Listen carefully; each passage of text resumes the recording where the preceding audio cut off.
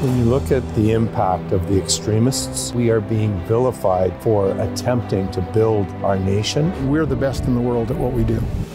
This is Canada's oil sands, the beating heart of a Canadian energy industry that's been not only the source of incredible amount of wealth, but also intense debate, with supporters pointing to its economic and ethical benefits, while opponents demand unapologetically to leave it in the ground. But what's the truth about Canada's most controversial industry? Does it present a sort of existential threat to the environment?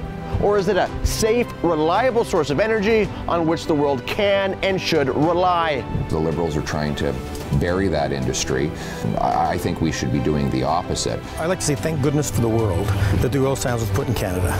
My name is Aaron Gunn, and this is Politics Explained.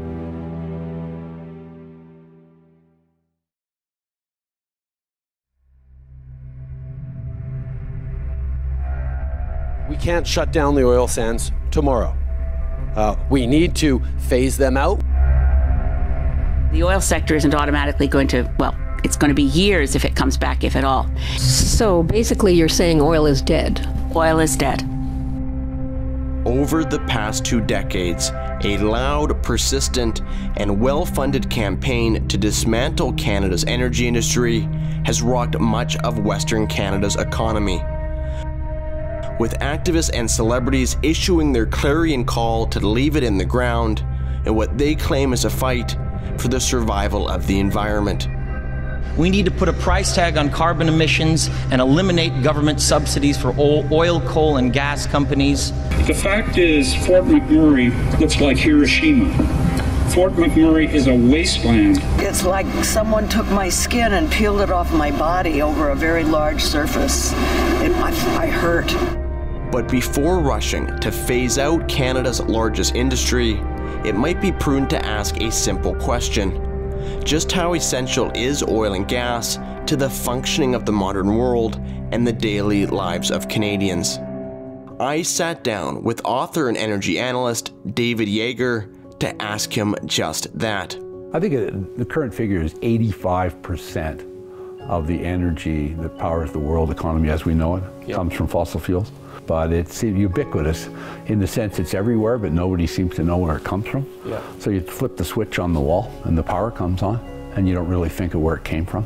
Despite billions of dollars in subsidies for renewables like wind and solar, 84.3% of global energy production still comes from fossil fuels, down only 1.8% since the year 2000. And since overall aggregate demand has continued to increase thanks to developing countries like China and India, aggregate consumption of fossil fuels has continued to increase as well, with oil consumption increasing 25%, coal consumption increasing 60%, and natural gas consumption increasing 64% over the past 20 years. And the International Energy Agency doesn't expect demand to peak until the year 2040. And this isn't just some accident. The world before fossil fuels was cold, dark, and an incredibly difficult place to live, with low life expectancy, high child mortality, and almost no disposable income. 1 billion people in 1800, 90% of people not getting 2,000 calories. We're just 220 years later, and 7.6 billion people, and look at us. Look at how well all of us live. So all of this middle class people like you and me, most likely, if things hadn't changed, would be dead. Let's start there. And if we were alive, almost for sure would be starving. Cheap, reliable, powerful energy has been the catalyst to the growth in population and wealth. Fossil fuel-driven revolutions in agriculture, industry, and transportation have completely transformed our societies, leading to dramatic and unprecedented increases in global GDP that mirror increases in energy consumption almost exactly. And it's not just in energy where these hydrocarbons have proven so transformative. Today, oil is an essential ingredient in everything from our clothes and cell phones to to pharmaceuticals and asphalt, and more than 100 million barrels of it are consumed every single day. But where does this leave Canada? The truth is, Canada, however reluctantly, is an energy superpower. We are the 4th largest producer of oil in the entire world, and the 5th largest producer of natural gas. Combined, they form by far this country's most important industry. So, if you think about the jobs, for example, Natural Resources Canada in 2018 estimated there were probably about 500,000 direct and indirect jobs in the oil and gas sector, and because of the oil and gas sector, right? The oil and gas sector is 3 times the size of the automotive sector in terms of GDP, and it's 7 times the size of the aerospace sector, which is mainly centered in Quebec.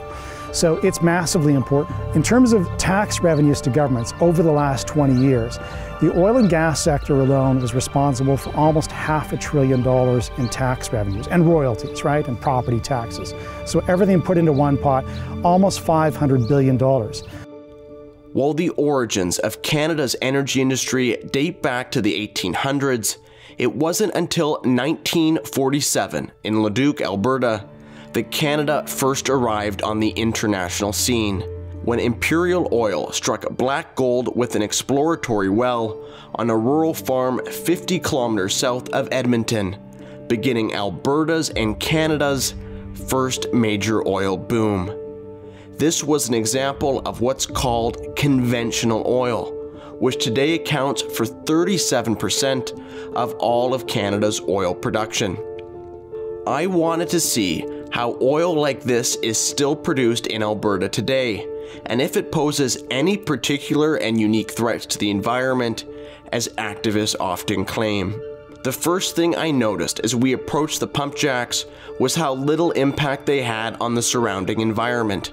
In fact, this landscape, though used to pump oil, was pristine.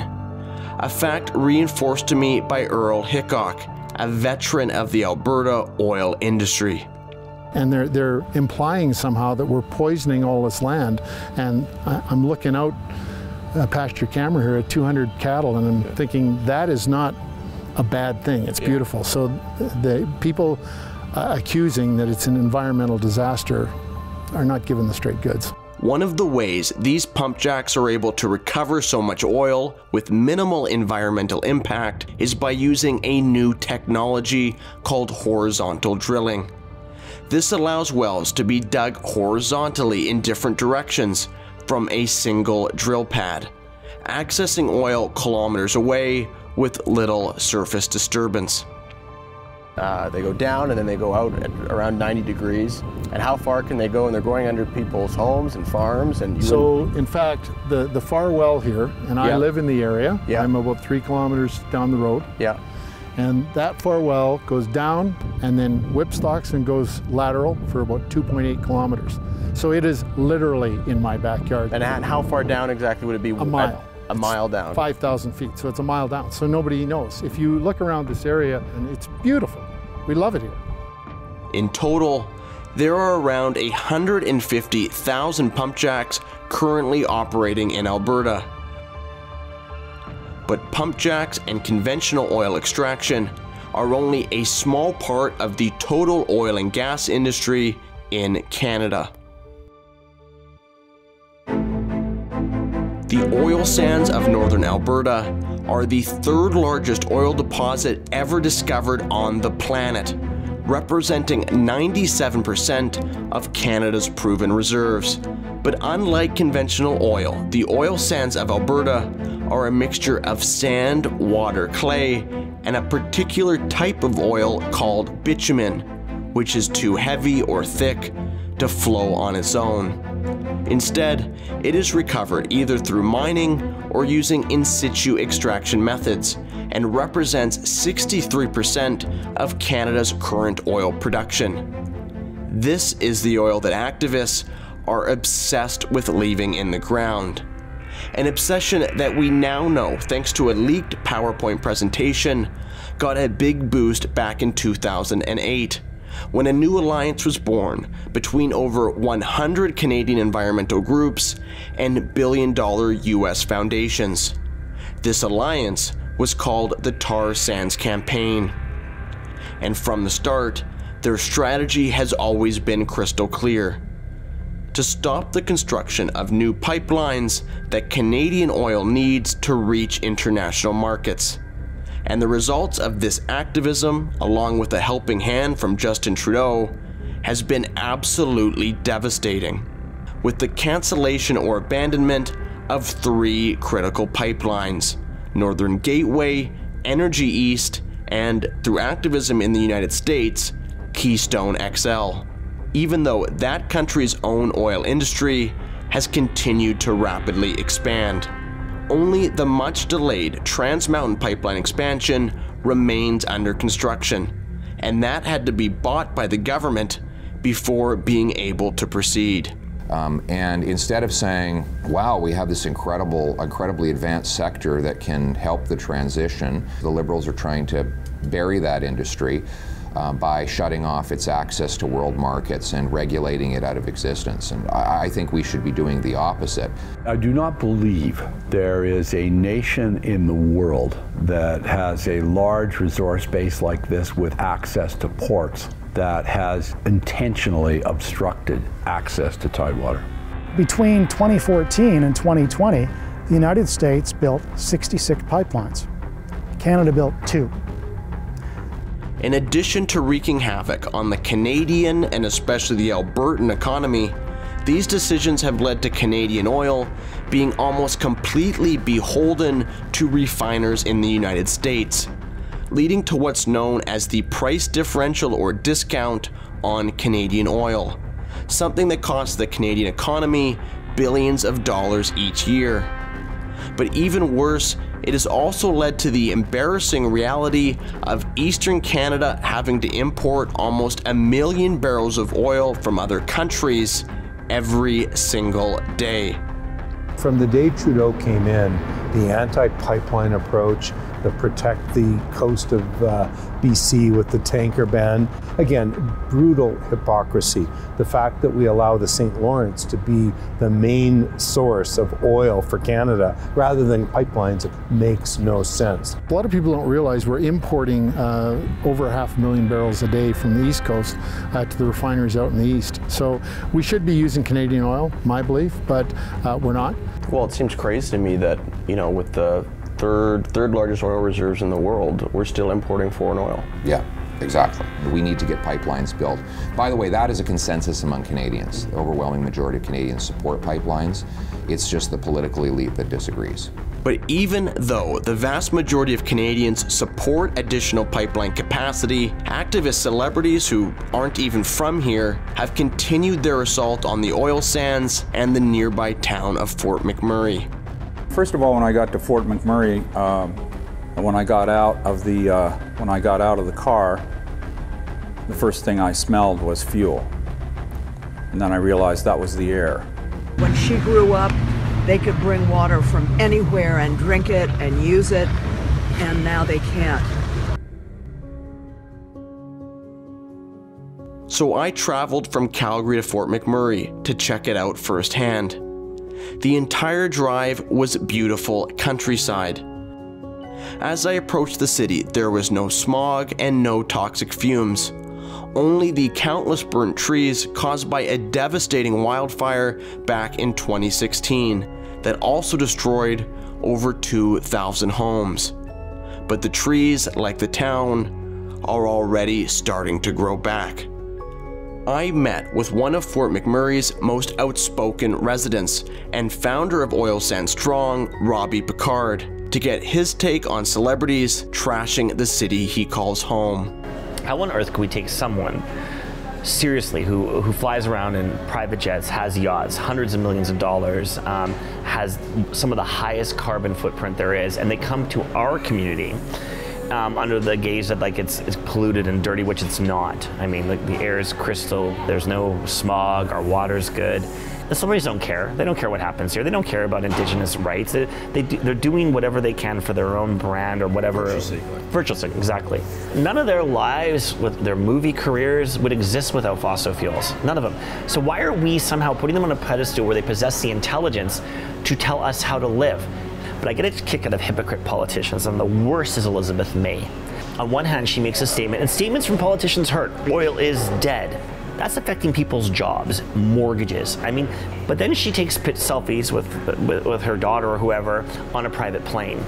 And then she has, I would argue, the largest commute from the Salt Spring Islands over to Ottawa.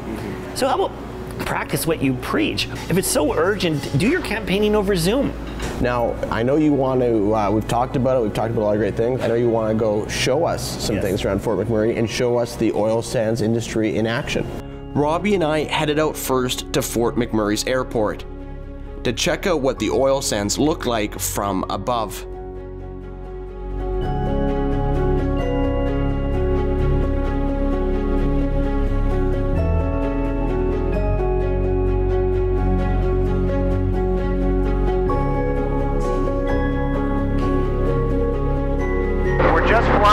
Right now, the heart of Alberta's oil sands. It's 165 billion barrels, the third largest reserves on the entire planet after Venezuela and Saudi Arabia. And the size and scope are just incredible. It's massive, and it really is, you can see it right here, Canada's #1 resource. Equally impressive to the size and scale of the oil sands development is its peaceful coexistence with Canada's boreal forest. Unlike almost any other jurisdiction in the world, the government of Alberta requires companies to remediate and reclaim 100% of the land after the oil sands have been extracted, meaning the land must be returned to a self-sustaining ecosystem complete with local vegetation and wildlife. In fact, some of the earliest oil sands operations have already been reclaimed today and turned into parks and trails, including one that we visited during our stay. Not exactly the apocalyptic picture painted by celebrity activists. How does it make you feel when you see some of these kind of high-rolling celebrities coming into town saying it looks like there was a nuclear bomb dropped on the city, all that kind of stuff? How does that make you feel? It's basically slandering the city that you call home. Well, can you really take these people seriously? They're actors. You want to talk about the biggest generators of GHG gases? Let's talk about private jets. Let's talk about private yachts. Let's talk about these films that they make and how much petroleum products those films use, because as you know, they can't do without it. You know, I don't listen, I watch them on film and I laugh at them on TV. That's the truth. And I think that's what most people should do because they're ridiculous. I don't believe they truly care about the cause, because if you cared about the cause, then you would try as much as possible to practice what you preach. What these celebrity activists and woke politicians don't want people to know is that Canada has the highest environmental standards in the entire world. And despite being a major producer of fossil fuels with the coldest average temperature on the planet, we still only contribute 1.6% to global greenhouse gas emissions. And emissions per barrel in Canada's oil sands have actually decreased an incredible 36% since the year 2000. We are the 5th largest, let's go run through the numbers again, the 5th largest producer of natural gas and oil on a barrel of oil equipment basis. Number 22 in terms of methane emissions.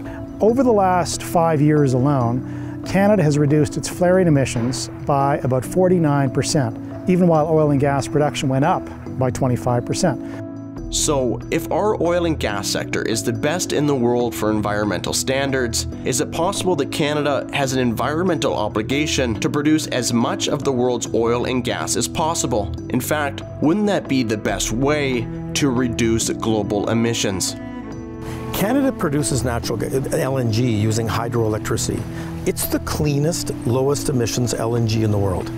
If all we did in Canada was to replace global LNG with Canadian LNG, we would make an enormous difference to emissions. One of the things I find very interesting is that if every oil-producing country decided tomorrow to adhere to the same environmental standards that Canada does, we would immediately reduce global emissions from oil and gas by 25%. And yet we're importing oil from countries that have no concern for the environment and don't care. So it's really stunning to me that environmentalists would be picking on the lowest emissions LNG in the world, even if they don't believe it replaces coal.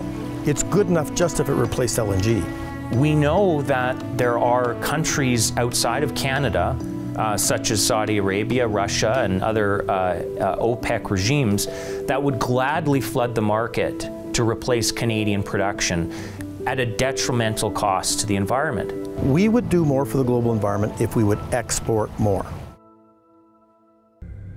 But putting aside the environmental implications of us producing even more of the world's fossil fuels, looking at the other top oil exporting countries like Saudi Arabia, Venezuela, and Iran, is there an ethical and humanitarian case to be made for Canadian oil and gas? What would happen globally if Canada stopped producing hydrocarbons tomorrow? Well, of course, autocracies and tyrannies would take over, right? You'd have Saudi Arabia, you'd have Russia. They would take over even more production. One of the studies we did at the Canadian Energy Centre was to look at what we call tyranny oil and tyranny natural gas. And what we found is, right now, almost half of the production around the world comes from countries considered not free. This means almost half of all the oil and gas produced in the world comes from oppressive dictatorial regimes like Saudi Arabia, where public executions by sword are still common practice. These countries often treat women as second-class citizens, deny rights based on sexual orientation, and punish anyone who dares question the authority of the regime. They're also often propped up, using the profits from oil and gas. Let's suppose we give in to the anti-oil and gas activists and say, we won't have oil and gas after 2030, or whatever it is they want. Okay, Russia and China and Saudi Arabia will be there to produce all the oil and gas in the world that the world needs. So look, greenhouse gas emissions, they're real, but the notion that we can somehow transition overnight because of a political decree is very helpful to Riyadh, to Moscow, and Beijing. Over the past 200 years, the world has been transformed by fossil fuels. From a cold and dark agrarian society to one of wealth, prosperity, and endless opportunity. And while some countries have begun to transition away from traditional hydrocarbons, it is a transition that, if it happens at all, will be measured in decades, not years. And until we get there, Canada and Canadians have to ask themselves a very important question. Where should the world get this energy from? Should it come from countries like Saudi Arabia, Nigeria, or Iran? Or, as long as the world needs and demands resources, should as much of those resources as possible come from right here in Canada? Well, I'm quite comfortable putting our energy industry against that of almost any other country, whether it's Russia or Venezuela. Canada is an icon.